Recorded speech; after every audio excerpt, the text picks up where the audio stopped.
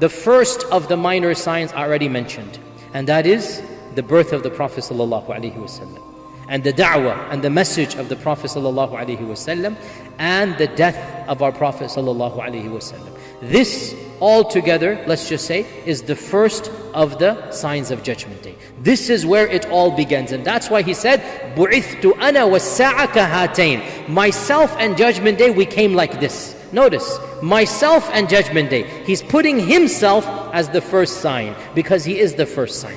And in the other hadith, Allah sent the both of us together and I just beat it. I just beat it by a little bit. That hadith is in Muslim Imam Ahmad. So he is the first and the beginning of all of the minor signs of Judgment Day.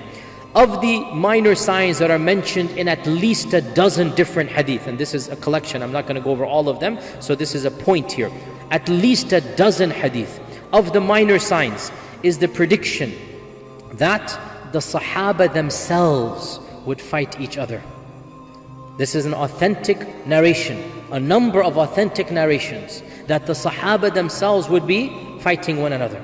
And once the sword was lifted, the Muslim Ummah would continually be fighting until Judgment Day.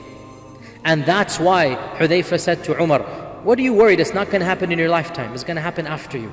Don't worry, it's not going to happen in your lifetime. And that's why Uthman radiallahu anh, when he was surrounded by those evil people, he said, I'm not going to be the one to open that sword. That was the famous phrase he said. I will not be that one to unsheathe the sword, because whoever is the first to do it, it will never be put back in. You remember that famous? Inshallah, one day we'll give a lecture about the death of Uthman. It's a very emotional lecture. In the famous hadith, he said, I asked Allah, this hadith is Sahih Muslim, I asked Allah for 3 things. He gave me 2 of them, and He did not give me 1. By the way, this hadith is so powerful.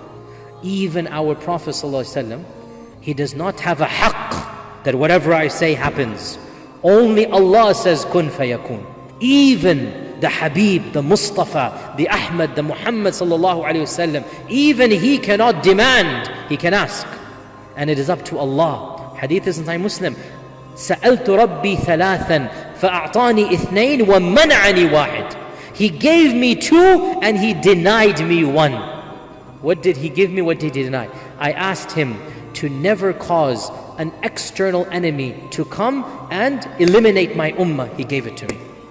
Never will the ummah be destroyed in its entirety. You might have a section, you might have our brothers here, our sisters there, but the ummah as a whole, and our Prophet said, some ummahs before us were destroyed by external enemies. So he made a dua to Allah, oh Allah, let my ummah be protected so that external enemies will never eliminate all of them. Allah said, you have it. He said, oh Allah, let no disease or plague eliminate my entire ummah, because some of the previous ummahs, something happened internally, the Black Death or whatever you call this, some type of disease or virus, and the whole ummah was eliminated. So Allah gave it to him. Never will the ummah be eliminated because of an internal disease.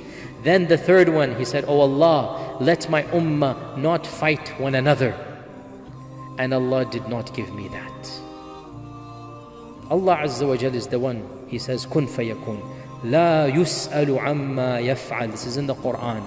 No one can challenge Allah for what Allah decides. وَهُمْ يُسْأَلُونَ. You will be asked what you do. No one can ask Allah, why did you do something?